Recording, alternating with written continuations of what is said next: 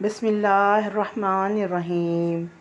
अस्सलाम वालेकुम व्यूवर्स।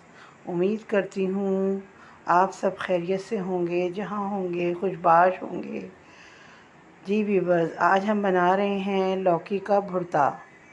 और देखें इसमें जो चीज़ें हमने ली हैं उसमें है 500 ग्राम लौकी, ज़ीरा 1 चम्मच, आधी चम्मच हल्दी, कुछ जवे लहसुन के, साबुत लाल मिर्चें कुछ, और नमक, थोड़ा पानी। सबसे पहले हम लौकी को कुकर में डाल रहे हैं और अब मैं इसमें ज़ीरा,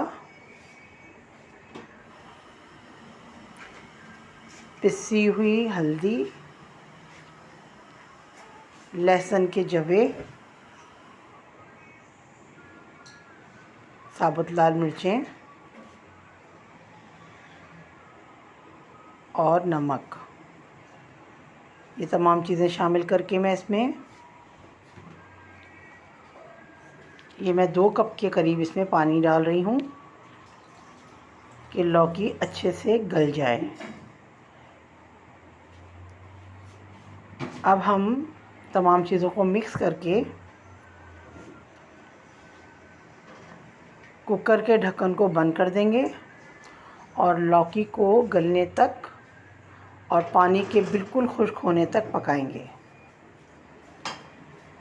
ये देखें व्यूवर्स, पानी मुकम्मल तौर पे खुश्क हो गया है, लौकी अच्छे से गल गई है और इसको हम डोई से बिल्कुल कुचल रहे हैं। बिल्कुल पेस्ट नहीं बनाएंगे इसको, बस कुचल लेंगे। अब एक कढ़ाई में हम डाल रहे हैं ऑयल,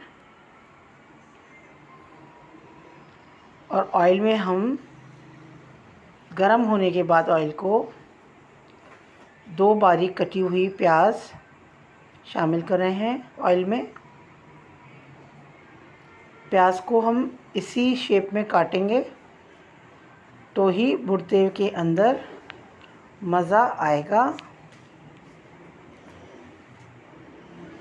लौकी को हम अच्छे से कुचल लेंगे।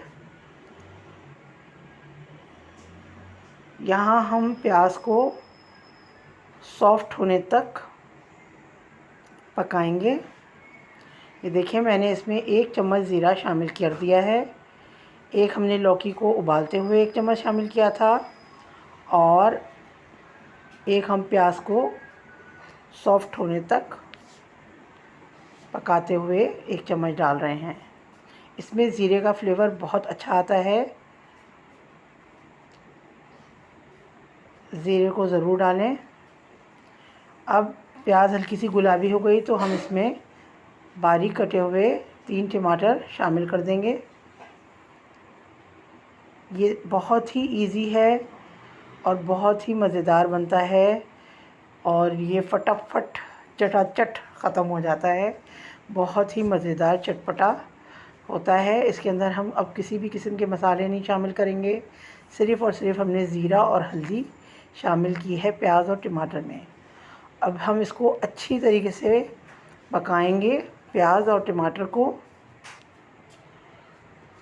ये देखें, अच्छी तरीके से हमने प्याज और टमाटर को पकाया है। टमाटर इसमें काफ़ी हद तक गल गए हैं और हल्की हल्की सी प्याज और टमाटर बस खड़े हैं और आप देख सकते हैं कि कितनी अच्छी तरीके से ये पक रहे हैं।